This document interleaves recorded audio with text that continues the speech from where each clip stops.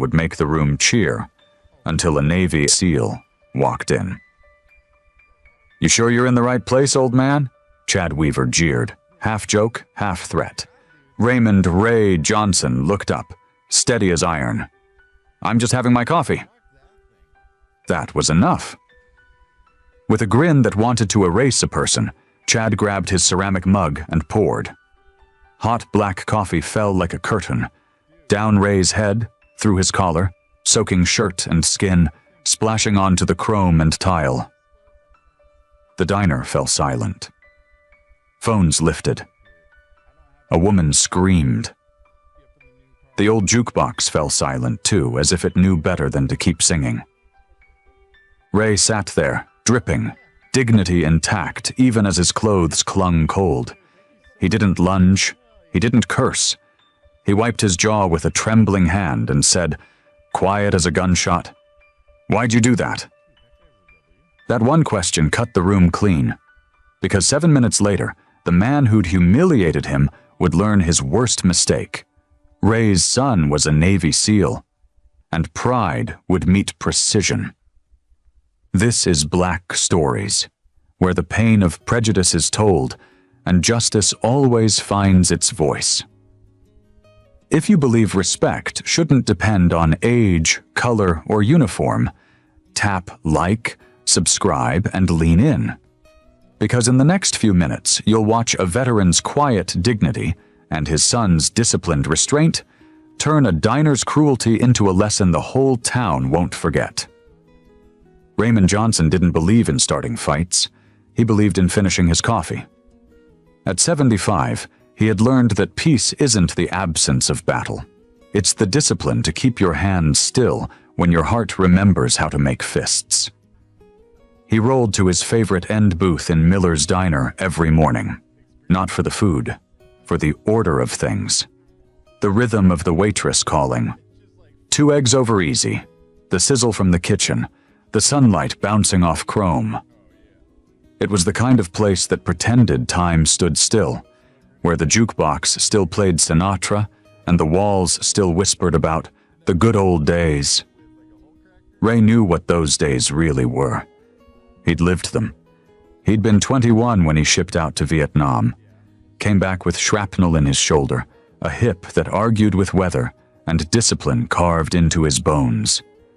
The medals meant less than the memories. The country he fought for had never quite known what to do with a black man in uniform. Too proud to ignore, too inconvenient to celebrate. So Ray built a quiet life. A small house on the edge of town, a son who grew into everything he'd hoped to be. Marcus Johnson, U.S. Navy SEAL. A man whose voice carried that same stillness his father wore like armor. If Ray was the lesson, Marcus was the proof it worked. But discipline can be lonely. Since his wife passed, the diner was the one place that still called him by name. He came for the routine. Black coffee, no sugar, same corner seat where his wheelchair tucked in just right. It was the one battlefield where he didn't have to fight to exist. He wasn't the only regular. Darla, the talkative woman at the counter who filmed everything for her stories, lived on refills and town gossip. And Linda, the waitress, had kept the place fair for 20 years and hated men who made noise at other people's expense. Ray sipped his coffee. Steady hands. Calm breath. But inside, something shifted. He could feel eyes on him, not curious but measuring. And he knew that tone, that energy, that silence right before someone decides to test you. He'd seen it on battlefields. He'd seen it in boardrooms.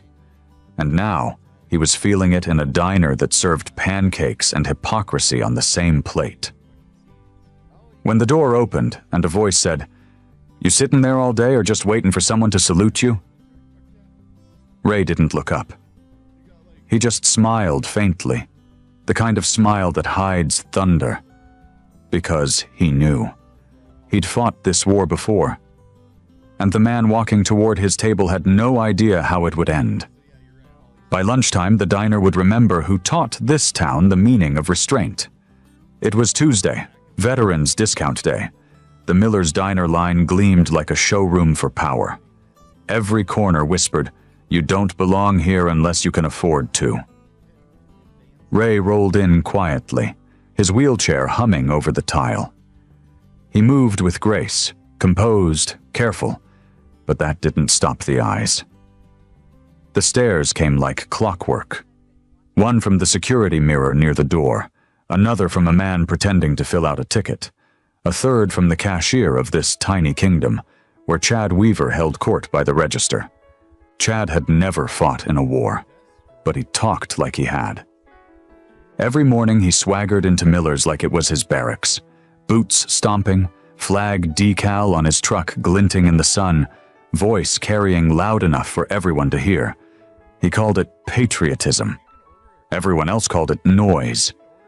He was the kind of man who wore army green jackets from thrift stores and told people they were from deployment. The kind who saluted veterans when cameras were out and mocked them when they weren't. His father had been a factory foreman, died before Chad turned 18. The plant shut down a year later, replaced by a corporate warehouse with self-check kiosks and no pensions. Somewhere in that collapse, Chad learned the wrong lesson, that other people's success was an insult, not an inspiration.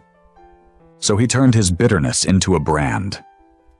Online, he was Weaver the Real Deal, posting rants about real Americans and lazy handouts. Offline, he was a part-time mechanic who barked at waitresses, blamed them for everything, and nursed a quiet jealousy toward anyone who carried dignity without apology. And nothing triggered that jealousy faster than a black man who didn't flinch. Ray Johnson had never said a word to him before that morning.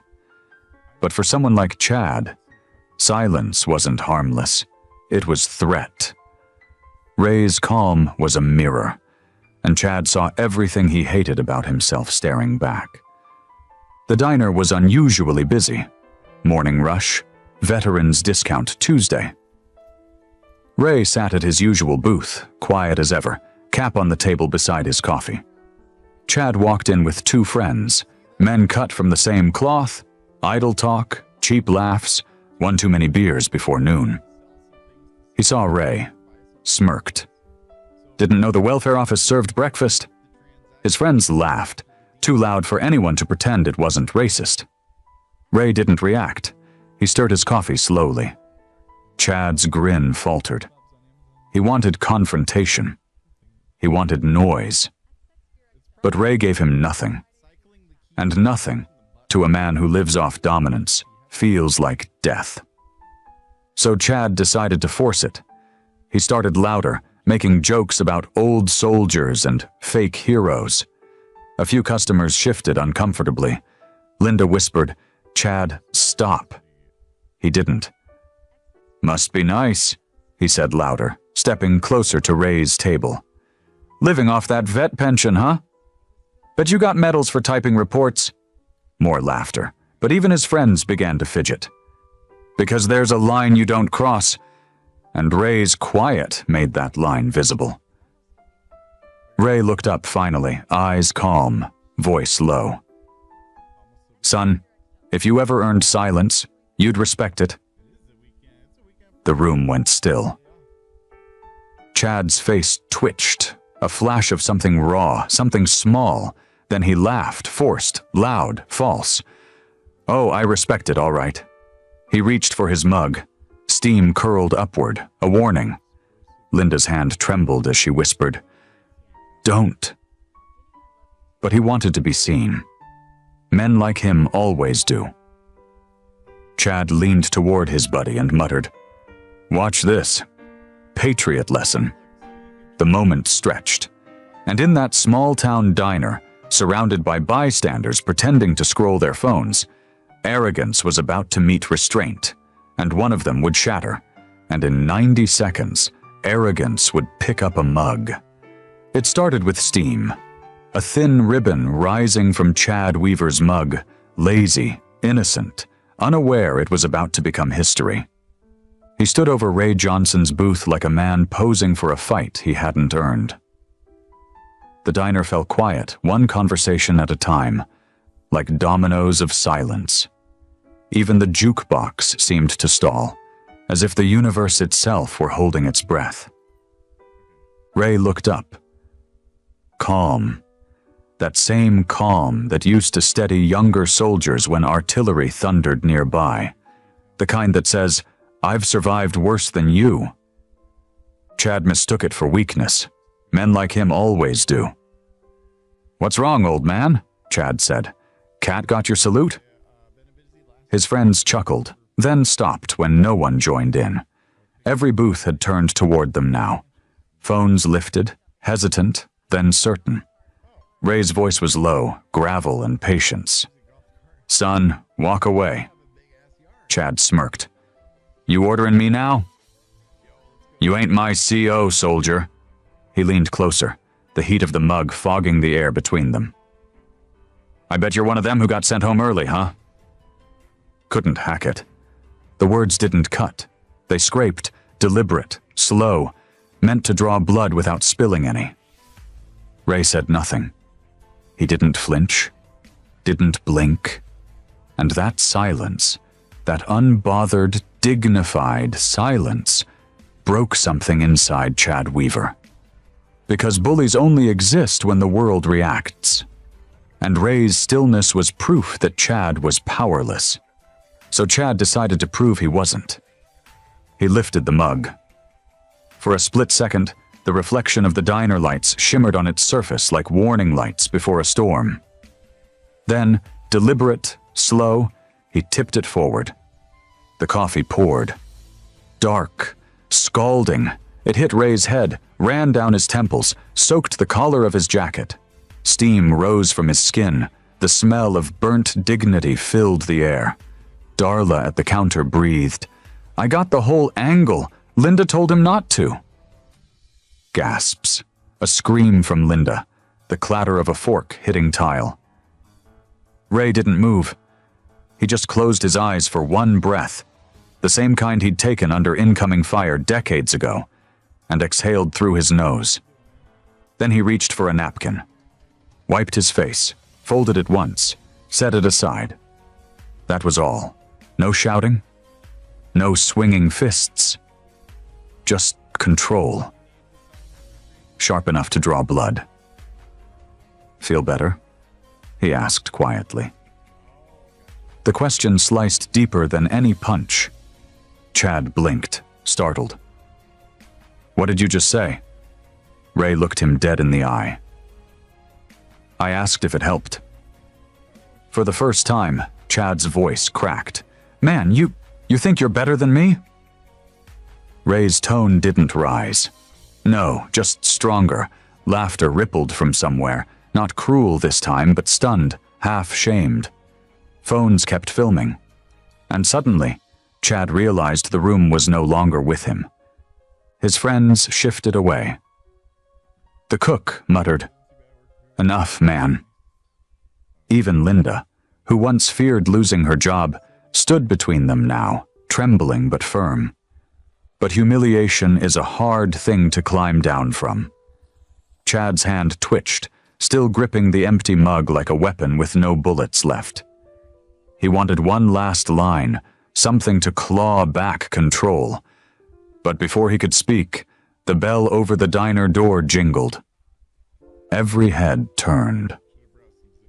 A man in uniform stepped through.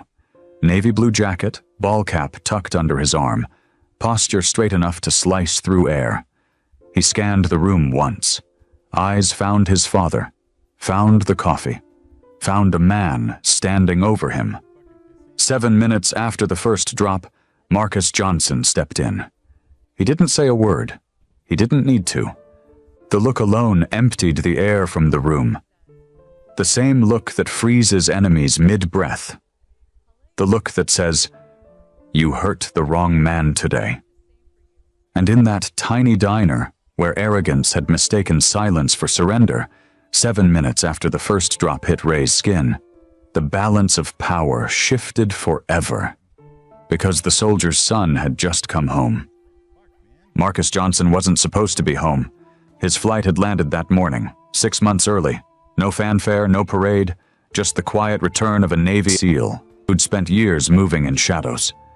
He had one goal: surprise his father at Miller's Diner. Same booth, same ritual. 2 black coffees, 1 sugar packet for nostalgia. But when he pulled into the gravel lot, the parking spaces were packed, and the crowd spilling outside didn't sound like breakfast. It sounded like judgment. Whispers, gasps, the electric buzz of phones recording. Marcus froze halfway out of the car. Through the glass, he saw movement. His father, soaked, head glistening with coffee, shoulders still, eyes lowered. A man standing over him, mug in hand, chest puffed out like a peacock in cheap denim. Marcus didn't think. He moved. Training isn't what tells a soldier to act. It's instinct sharpened into muscle. But halfway to the door, something else caught his attention. The phones. Every single one pointed inward. The whole town was watching. But not one person was helping. That realization burned hotter than the coffee ever could. Inside, Ray saw him before anyone else did. The faintest lift of an eyebrow. The signal every parent learns when words can't reach. Don't. But sons don't always obey signals when fathers bleed silently. Marcus reached the booth in 3 strides. "Dad?" Ray's voice was calm. "I'm fine." "You're soaked." "I've been wetter." A pause. A lifetime inside 2 sentences.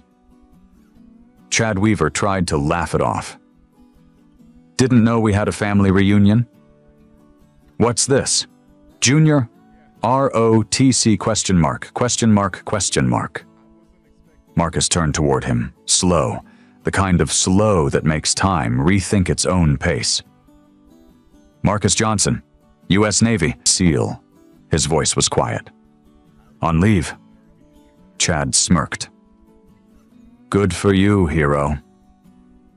Marcus stepped closer, his voice lowering to the register that only truth can reach. "You just poured hot coffee on a decorated veteran." "My father. So tell me, what's the part I'm supposed to be proud of?"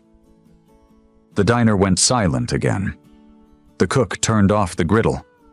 Somewhere in the back, a waitress muttered a prayer. Something about the way Marcus moved made space bend. Even the air seemed to know he'd seen worse things in darker rooms, and survived them all. Chad scoffed, his voice cracking under his own bravado. "He started it." Marcus blinked slowly. "He started what?" "Sitting? 50 witnesses and 3 angles say otherwise." The words landed like a hammer. Even the people filming lowered their phones halfway, ashamed of their own silence. Ray reached for Marcus's wrist. "Son," Marcus looked down. "He disrespected you." Ray's hand tightened. "And I'm still here." That's respect enough. For a long second, the 2 men just looked at each other. The veteran who'd fought wars no one thanked him for, and the son who'd fought ones no one was supposed to know about. Between them stood every unspoken lesson about restraint, pride, and survival. Then Ray said it softly, like an order disguised as love. "Don't fight small men. They win by dragging you down to their size." The line hit Marcus harder than any command ever had. He turned back toward Chad, voice steady now, dangerous in its calm. "You've got a choice. Apologize, or explain to the sheriff why you assaulted a veteran in front of 50 witnesses." Chad hesitated. The mug slipped from his grip and shattered against the floor. That sound, that sharp, shattering sound, was the end of his power. Linda finally stepped forward, voice trembling but strong. "Get out, Chad." "What have you done?" A ripple of murmur followed, small at first, then growing, fueled by relief, guilt, admiration. Someone near the door whispered, "That's Ray's boy." The Navy one. Another murmured, Did you see how he looked at him? Just like his father, but Marcus didn't bask in it. He knelt beside Ray, pulling a napkin from the dispenser and gently wiping away what the world had thrown. Ray let him, just this once. Outside, the first clip hit Facebook. The caption read, "He poured coffee on a veteran. His son came home. Within an hour, it had 1 million views. By nightfall, it wasn't just a story. It was a reckoning. Because while the world argued about what respect really meant, one diner had already learned it the hard way. And a father and son, one forged by war, the other by silence, had reminded everyone what strength truly looks like. The internet doesn't sleep when injustice goes viral. By sunrise, the clip had circled the country. He poured coffee on a veteran. His son came home. Cable anchors debated it. Commenters picked sides. But in the small town where it happened, justice wasn't trending. It was walking down Main Street.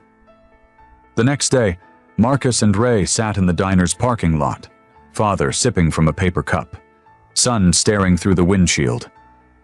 The neon sign flickered like an old heartbeat. "You could have let it go," Ray said quietly. Marcus shook his head.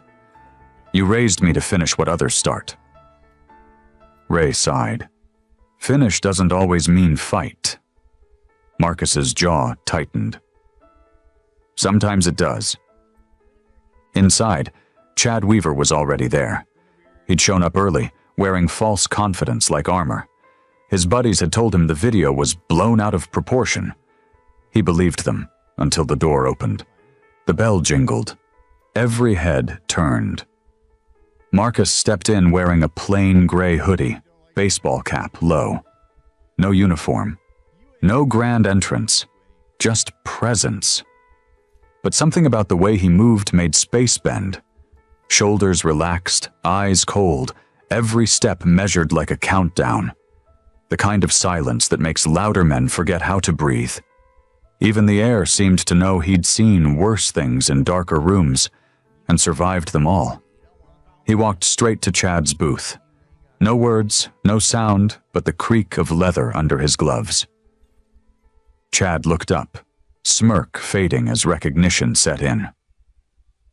"Oh, it's you." Marcus's voice was soft, but each syllable carried steel. "Stand up." Chad laughed nervously. "Or what, soldier boy?" Marcus leaned in, close enough for only him to hear. "Or I remind you what discipline looks like." Something in the tone, calm, measured, made even the cook stop moving. Chad rose slowly, puffing his chest. "You think you can scare me?" Marcus didn't blink. "No, I think you already did that to yourself." He turned to the crowd, the same witnesses who'd filmed, posted, and scrolled. "This man poured scalding coffee on a 75-year-old veteran for being black, and every one of you watched, no one spoke. Guilt is loudest in silence." Marcus faced Chad again. "You humiliated my father. You laughed while he sat burning. So here's what's going to happen." He slid his phone onto the table. The screen glowed, a live video already rolling. "You're going to apologize. Not to me. To him. Right now. And you're going to mean it because the whole world is watching." Chad's eyes darted toward the camera. "You can't make me—" Marcus's hand shot forward. Not a punch, not a shove, just a precise grip on Chad's wrist, firm enough to freeze him in place. A SEAL's control, a surgeon's accuracy. "Listen," Marcus said low. "When you chose to pour that coffee, you declared war on someone who's been fighting longer than you've been breathing. So I'll ask once more. Do you want peace or humiliation?" Chad's breath quickened. Every muscle in his arm told him to fight. Every cell of his fear told him not to. He swallowed hard, turned toward Ray, who had wheeled himself inside quietly while the room held its breath. Ray's face was calm. No anger. just disappointment deep enough to drown in. Chad's voice cracked. I'm sorry, sir. I shouldn't have. Louder, Marcus said. Chad's shoulders shook. I'm sorry. It was wrong. I don't know why I did it. Ray nodded once. You do know. That's the problem. Learn from it. Marcus released his wrist and stepped back. Now pick up the mop. What? You spilled something on this floor. You're gonna clean it. The diner door jingled again. The sheriff stepped in, hand resting near his belt, camera already rolling. Camera's on, Weaver. Make it count. Chad froze, eyes wide. The room held its breath. The crowd parted. Someone handed him a bucket, a fresh bucket. No puddle left to soak, just the stain of yesterday. And there, under the same neon lights that once spotlighted cruelty, Chad Weaver mopped the diner floor, trembling under the gaze of the man he'd tried to humiliate. When the first drop hit the bucket, Chad flinched. The sound reminded him of the splash that started it all. Only this time, it burned for the right reasons. When he handed the mop back, his hands weren't shaking from fear anymore. They were shaking because he finally saw what everyone else had seen all along, the kind of man he'd never been. Phones captured every second. By nightfall, the footage titled, "He Made Him Clean It," had racked up 20 million views. Outside the diner, Ray looked up at his son. You didn't hurt him. Marcus smiled faintly. Didn't have to? Ray nodded. Then you learned the right kind of fight. They stood in the morning light, 2 generations of soldiers, 1 lesson reborn.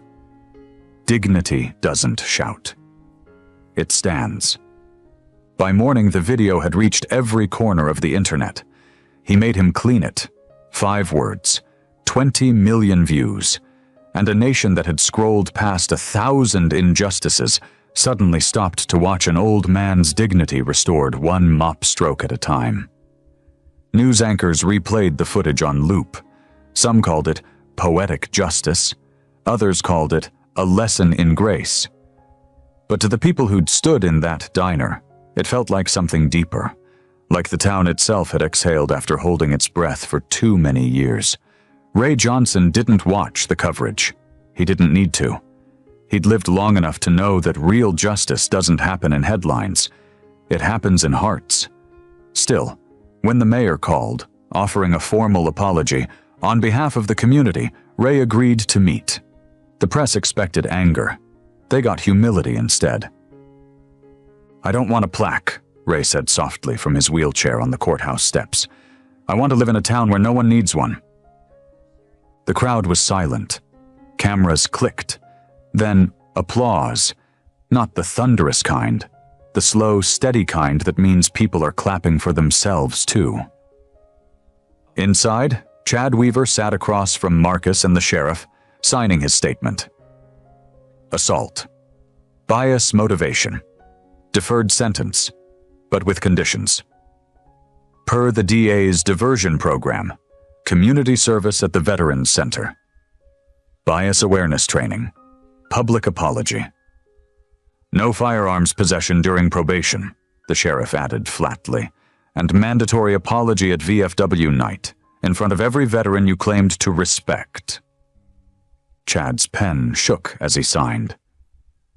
The room stayed silent long enough for the weight of those words to settle. He didn't know which stung worse, the probation terms, or the fact that the man he'd tried to humiliate now had to teach him what honor really meant.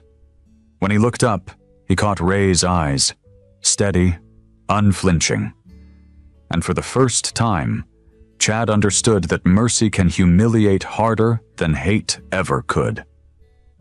Marcus insisted on one more line in the agreement. He's going to work side by side with everyone he ever disrespected, Marcus said, until he learns what service actually means. The sheriff hesitated, then nodded. Approved. Weeks passed. The diner reopened under new management. Local veterans co-owned it now. They renamed it Honor Grounds. Every morning, Ray rolled through the door first, the bell chiming like a salute. Linda poured his coffee. Just right. No cream, no sugar, same mug every day. Above the counter, framed and polished, hung a single photo. Marcus gripping Chad's wrist mid-air, not in violence, but in control. Caption: "Strength is not what you do. It's what you refuse to do." That photo traveled farther than any headline. Schools printed it, churches shared it, and across the country, people whispered the same thing Ray told his son the day after it all began. Dignity's not a gift, boy. It's a fight, and the best ones don't leave bruises. They leave lessons.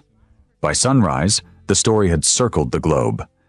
Clips of Ray and Marcus standing side by side played on every network.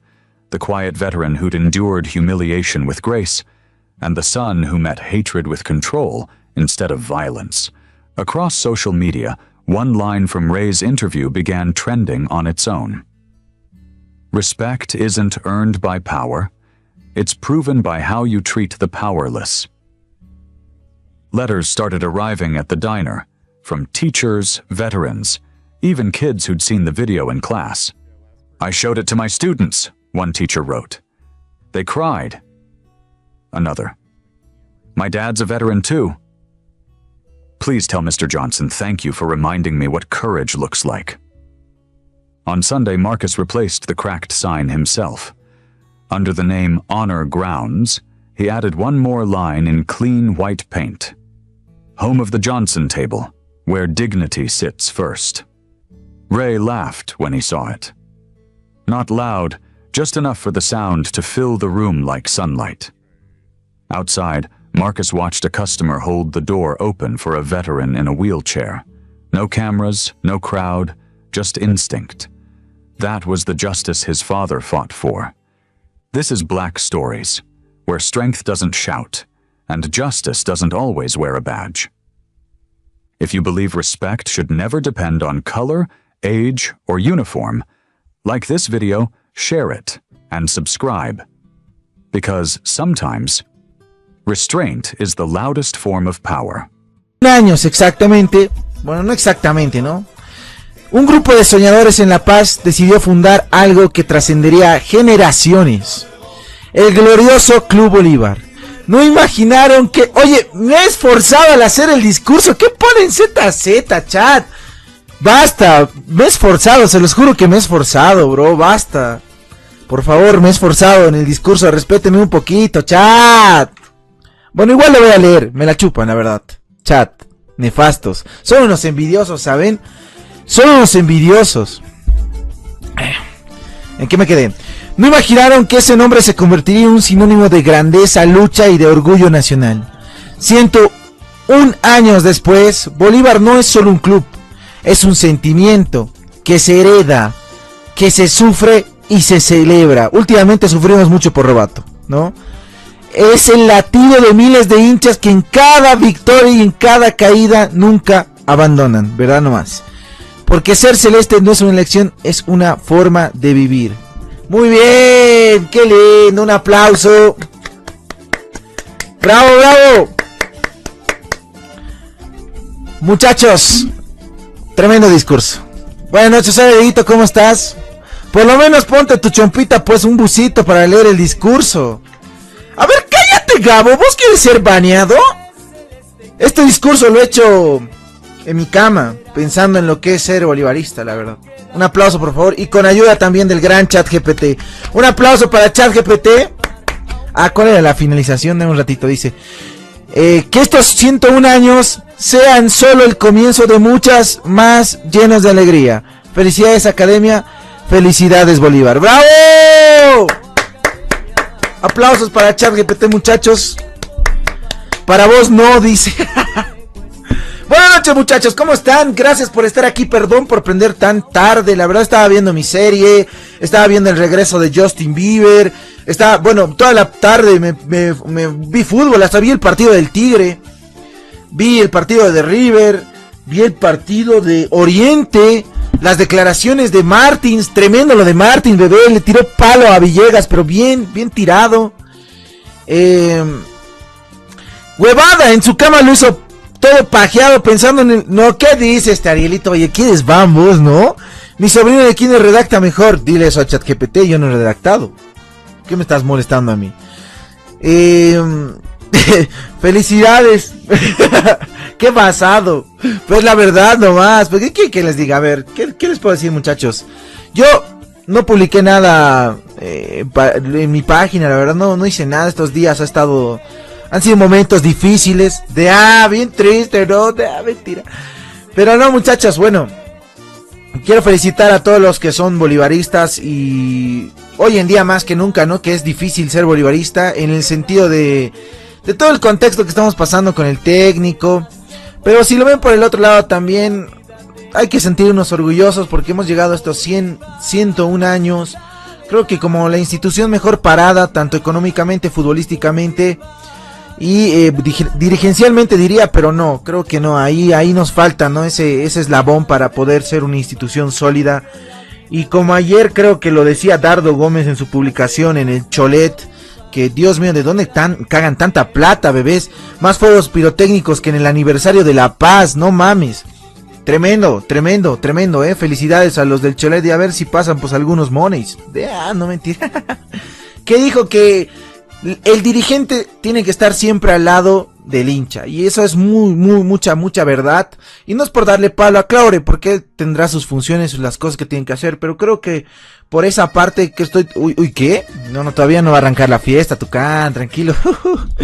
y por esa parte creo que está bien, ¿no? Está bien. Y bueno, se vienen unas futuras elecciones donde el principal candidato es Dardo Gómez a seguir manejando lo que es este club tan bonito que es Bolívar, ¿no?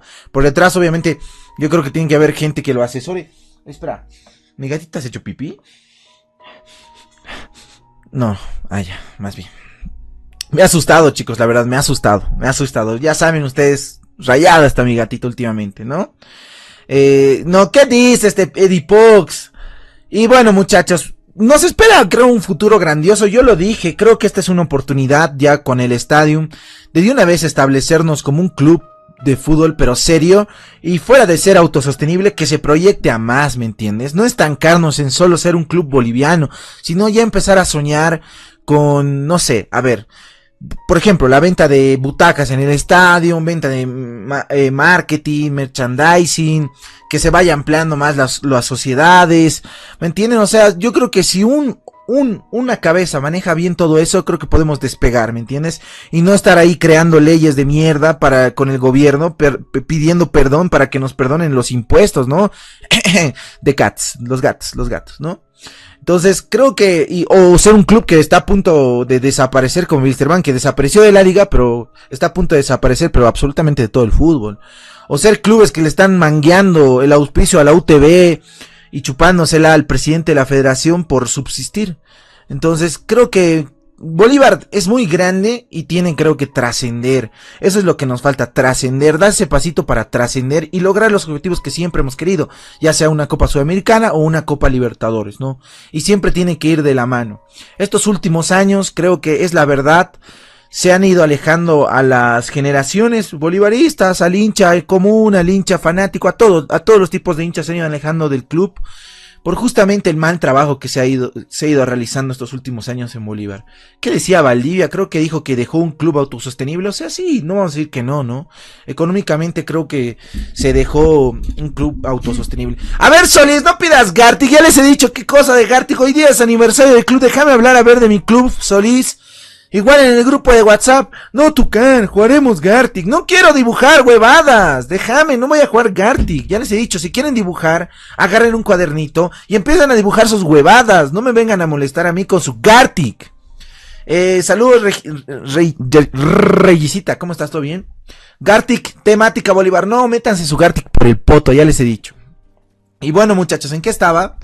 Es que me enerva, muchachos, cada vez Gartic, basta, no quiero jugar Gartic, vayan a jugar Gartic con sus minas. Goclingo, huevadas hablas, ya, espera, ¿qué habla este Ignacio Loza, este Auri?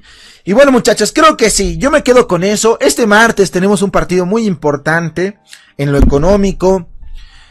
Para mí, muy importante para ver qué está el club de cara a este año, porque creo que es indispensable ganarle a ese equipo. En Copa Libertadores, obviamente por los 3 puntos y más. Pero pensando a futuro, creo que es muy importante que se vea buen fútbol, ¿no? Y que la gente ya esté un poquito más tranquila con el fútbol.